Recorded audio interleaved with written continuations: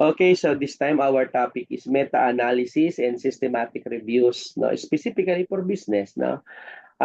Systematic reviews and meta-analysis are powerful research methods that help businesses make informed decision by synthesizing existing studies, because a systematic review is a structured, comprehensive process of identifying, evaluating, and summarizing all relevant research on a particular topic. In contrast, no, a meta-analysis goes a step further by statistically combining results from multiple studies to draw stronger conclusion. And these methods allow businesses or business leader to base strategies on solid evidence rather than isolated finding institution. And to give us more details about the topic, let us all welcome our presenter. Good morning. Go ahead. So good morning, everyone, and good morning, especially to you, Doc. I'm Erica May Tayao, and I'm here to present Chapter 19 entitled Meta-Analysis and Systematic Reviews. So, meta-analysis and systematic reviews are essential methodologies in research that help synthesize existing knowledge, assess the validity of studies, and provide evidence-based conclusions. So, meaning, when we say meta-analysis and systematic reviews, hindi ito basta-basta yung actual knowledge na meron sa isang study. So here, in this kind of approach, they are validating the studies and they arrive at the precise conclusions with backup evidences to, of course, support those studies. So what is meta-analysis? Meta-analysis is a statistical technique that integrates data from multiple independent studies to derive a single comprehensive conclusion. So by doing this, mababawasan natin yung inconsistencies sa studies and we can increase its statistical power. So kumbaga, in meta-analysis, mag-a-arrive tayo sa iisang solution in a particular study. And next is we have systematic reviews. So systematic reviews are structured approaches to gathering, assessing, and summarizing existing research on a specific question or topic. So kung kay systematic review, it focuses on already established studies to ensure objectivity and reliability. Kumbaga, this kind of review is a rigorous approach na kailangan mapatunayan if a study really arrived at a reliable conclusion.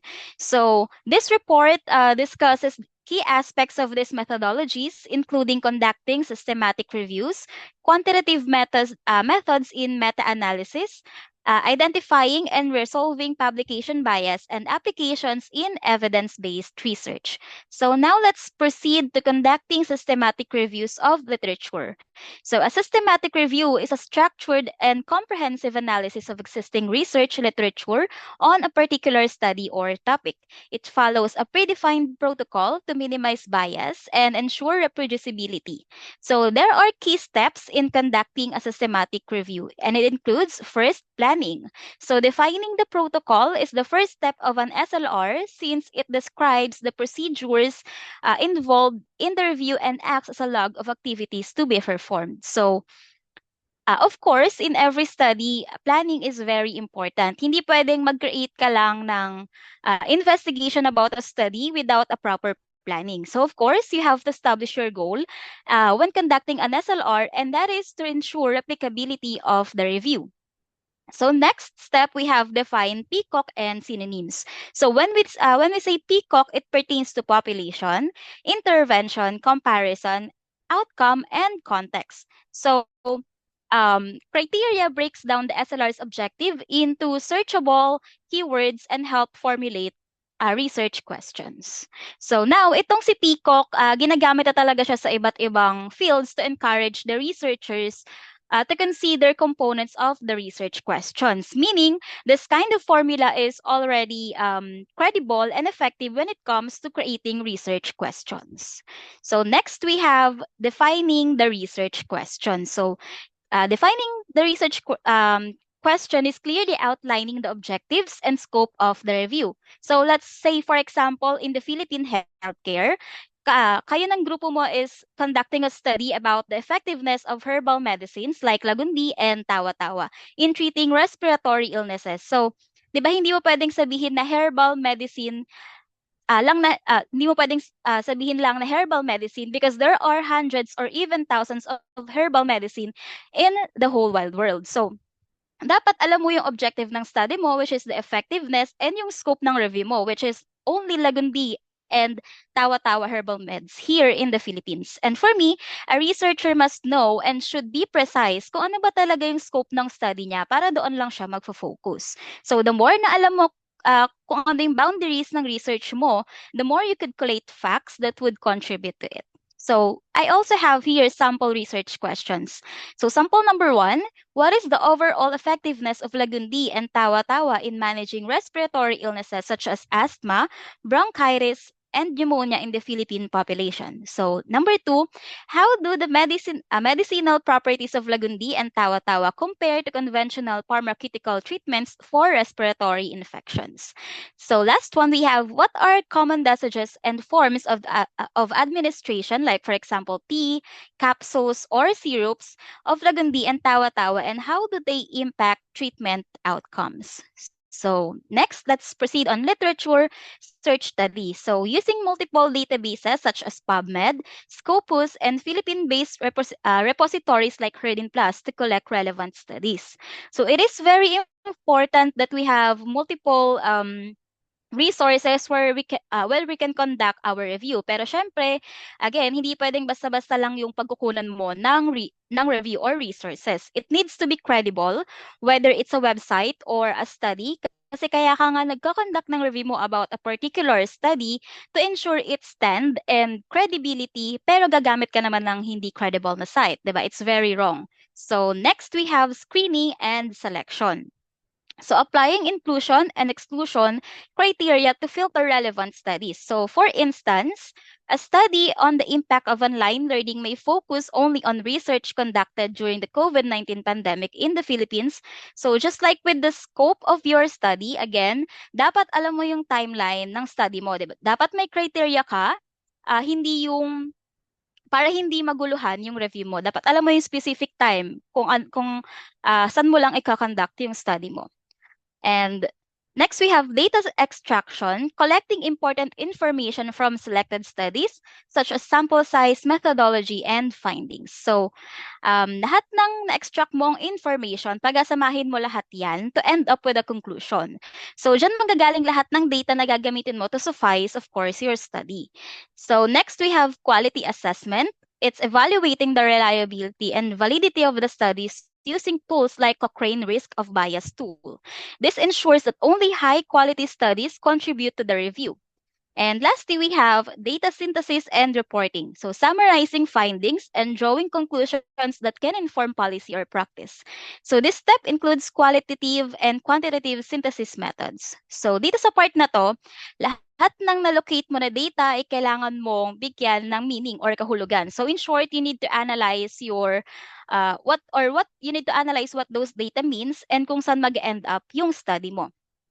So now let's talk about quantitative methods in meta-analysis. So meta-analysis is an extremely valuable research tool and is used across a wide range of scientific disciplines, including the social and behavioral sciences. So moreover, meta-analytic studies typically enjoy a privileged position in terms of the strength of evidence they can provide relative to single studies. So this statistical technique is used to combine results from multiple studies to increase the precision of findings. So here are some quantitative methods. So first is the effect size calculation. So it measures the magnitude of the difference or association, like for example, standardized mean difference, odds ratio, or correlation coefficient, if you have already heard this from your research subject way back your college days. So for example, a meta-analysis on the effects of government cash assistance programs on poverty reduction in the Philippines may compare effect sizes across different regions. So next is we have heterogeneity analysis. It examines variability between study results using statistical tests like the Cochrane skew and I-squared statistics. So a meta-analysis on dietary interventions in the Philippines may find heterogeneity due to differences in dietary habits across provinces. So next, we also have random and fixed effect models. So it determines whether the study variations should be accounted for using random effects, assumes differences across studies, or fixed effect models, which assumes a single common effect size. So when we say fixed effects model, it pertains to a single true effect size across all studies, appropriate when studies are highly similar. So when we say naman random effects model, it assumes variability in effect sizes due to different study conditions and methodologies, making it useful for analyzing diverse research settings. So, for instance, when assessing the impact of educational reforms in different Philippine school divisions, a random effects model may be preferable due to variability in teaching methods and school infrastructure. And next, we have sensitivity analysis. So when we say sensitivity analysis, it is the test or it tests the robustness of meta-analysis findings by evaluating the impact of excluding certain studies.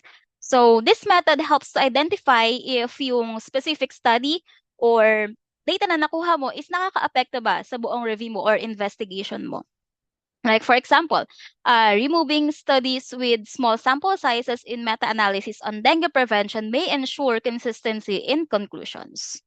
So we also have meta-regression. So meta-regression examines the relationship between study characteristics and effect sizes, helping to identify potential sources of heterogeneity. Common variables and analyzed include sample size, study duration, and intervention type. So for example, in a meta-analysis on healthcare access and treatment outcomes in urban versus rural areas of the Philippines, meta-regression could reveal whether differences in healthcare infrastructure contribute to variations in treatment success rates. Now, let's move on to our next topic. It's identifying and resolving publication bias. So, publication bias in definition, it is a significant challenge in research synthesis, particularly in meta-analysis and systematic reviews. This bias can distort the overall conclusions of a meta-analysis, leading to misleading interpretations and ineffective policy recommendations. So, identifying and addressing publication bias is very crucial for ensuring the accuracy and reliability of evidence-based research. So, kailan nga ba nangyayari yung publication bias?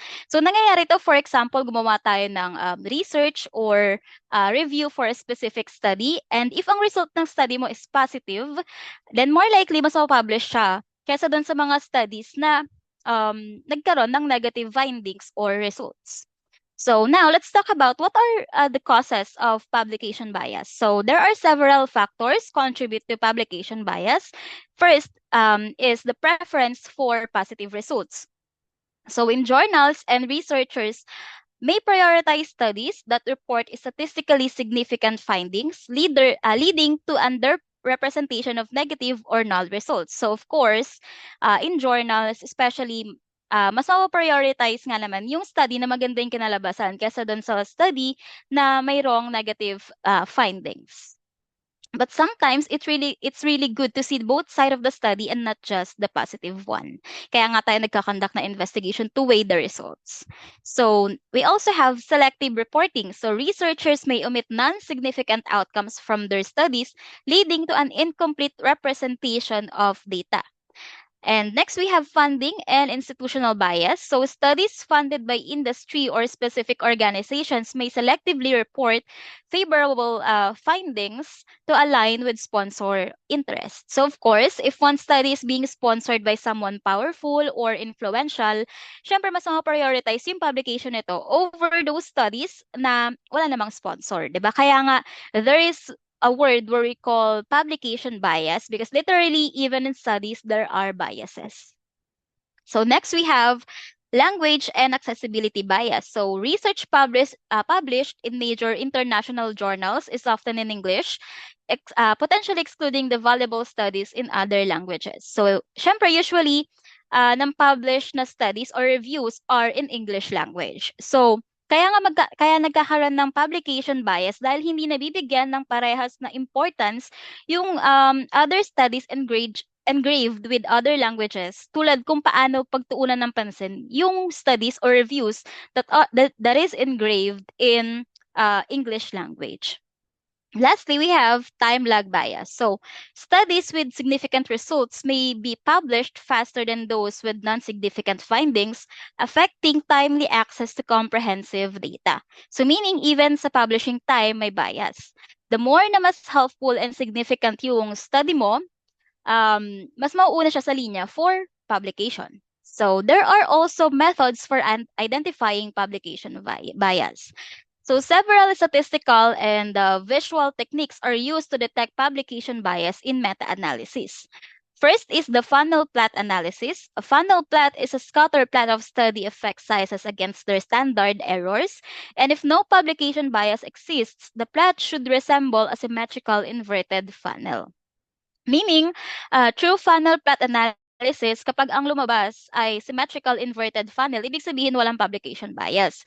Now, if there is an asymmetry in the plot, it is already an indication na may studies na hindi nasama. And it is often those with negative or null results. Second, we have Eagers test and Beggs test. So Eagers regression test is a statistical test that examines the relationship between the study effect sizes and their precision. So a significant p-value suggests potential bias. Next is the Beggs rank correlation test. It measures the correlation between the effect size and standard error, helping to detect publication bias. 3, we have trim and fill method. So this method estimates and adjusts for missing studies by imputing hypothetical unpublished results, providing a more balanced meta-analysis. And lastly, as a method for identifying publication bias, we have fail safe and test. So this determines the number of missing studies required to nullify the observed effect in a meta-analysis. So if a large number is needed, the conclusions are considered robust despite potential publication bias. So if there are methods to identify publication bias, of course, there are also strategies to resolve publication biases. So addressing publication bias involves proactive measures at different stages of the research and publication process. So first, comprehensive literature search. So including unpublished studies, conference proceedings, dissertations, and government reports help reduce publication bias. So of course, to resolve a publication bias, dapat mag-research ka ng iba't ibang studies from different resources to ensure a diverse representation of your own research. Second, we have encouraging data transparency. So mandating open access publication of all study results, including negative findings, promotes unbiased reporting. So data transparency is very important in each and every review kung gusto talaga natin mawala yung publication bias. Kasi kapag openly mong nakikita yung actual and real-time result ng study, it will also lessen the percentage for it not to be reported or go unknown. Third method we have, or strategy we have, promoting equitable publishing practices. So journals should adopt policies that encourage the publication of studies regardless of their significance.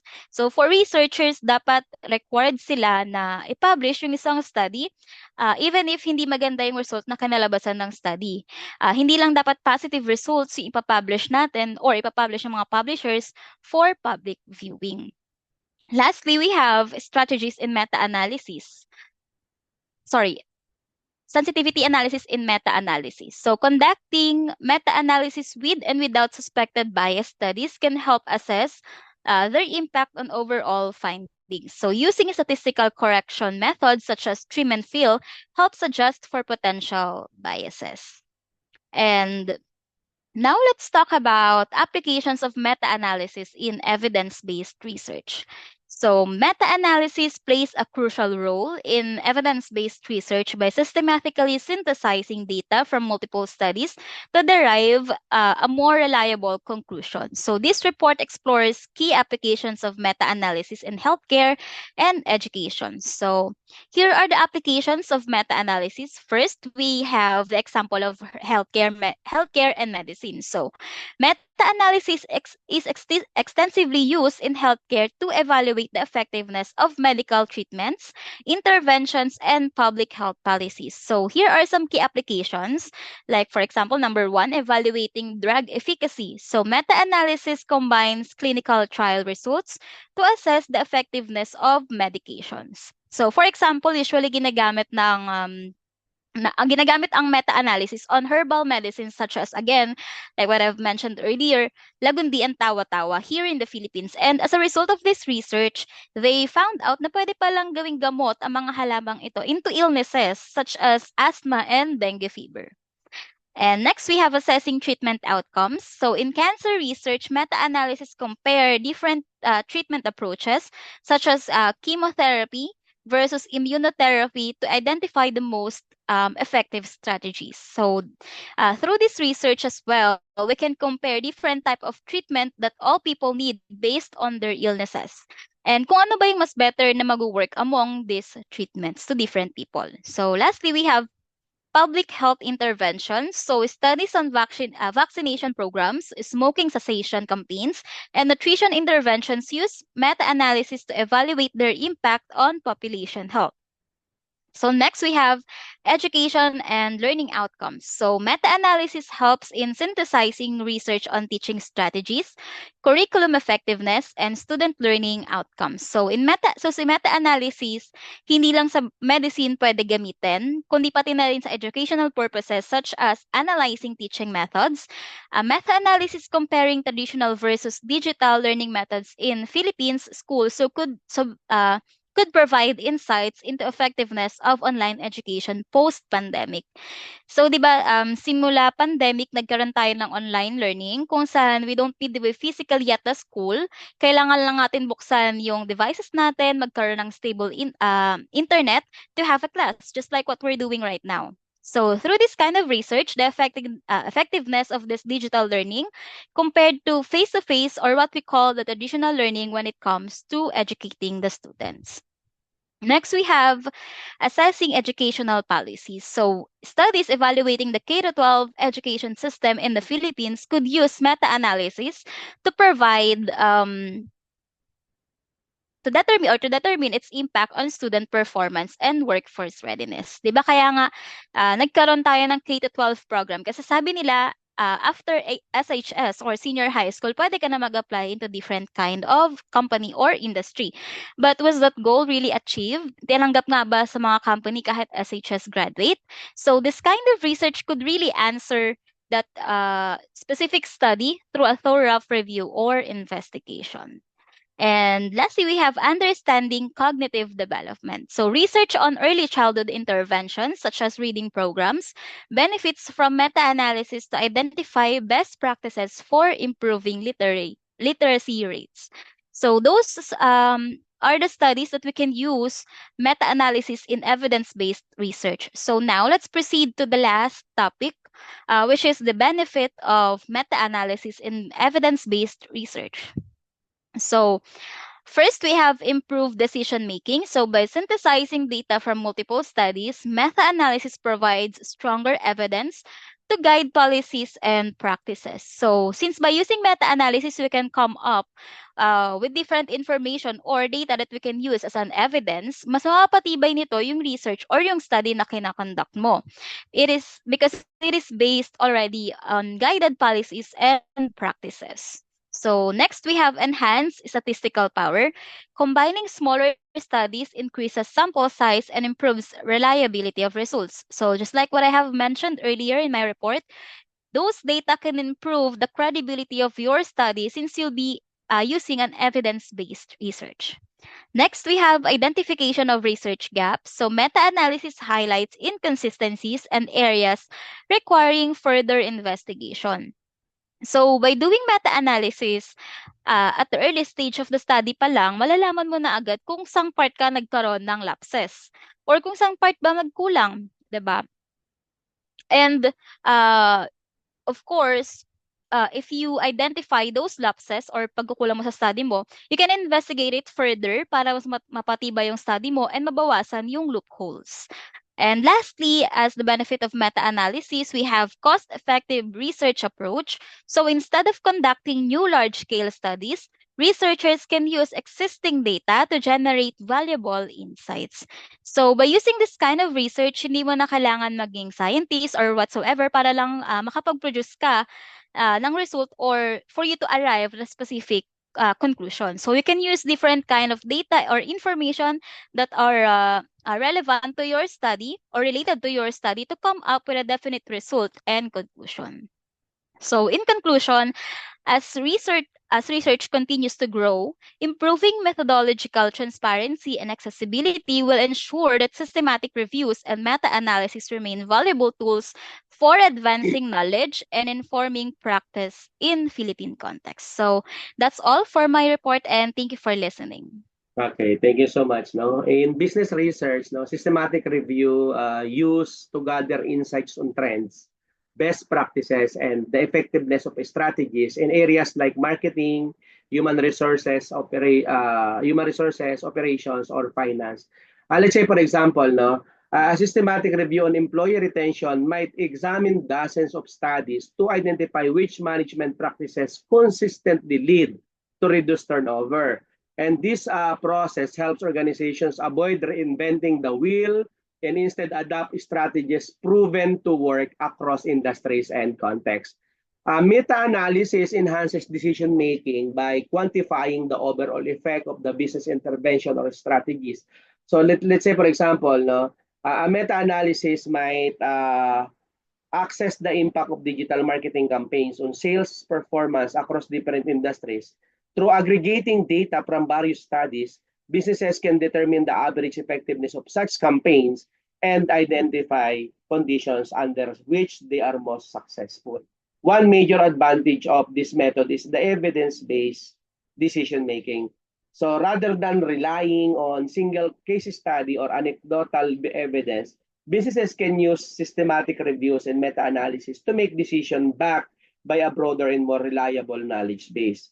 And this minimizes the risk of a failure and increases the likelihood of success, especially when entering new markets or adapting new technologies. However, conducting these methods in a business context is not without challenges. Now, high quality systematic reviews and meta-analysis required access to a large number of studies may be difficult to obtain, especially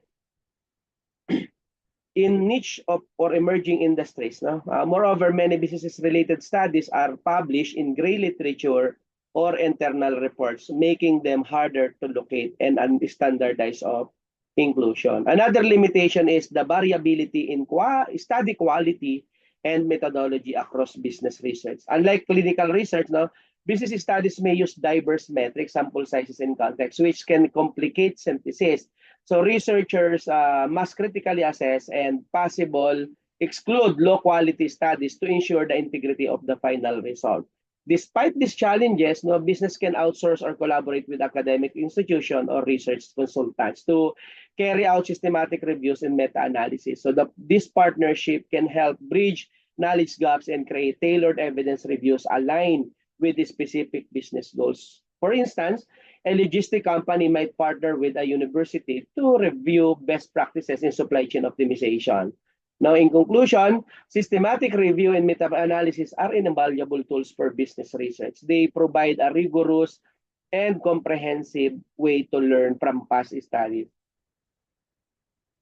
reduce uncertainty, and improve strategic planning. So as business increasingly prioritize data-driven decision, these methods will play a growing role in supporting innovation, improving processes, and sustaining competitive advantage. Okay?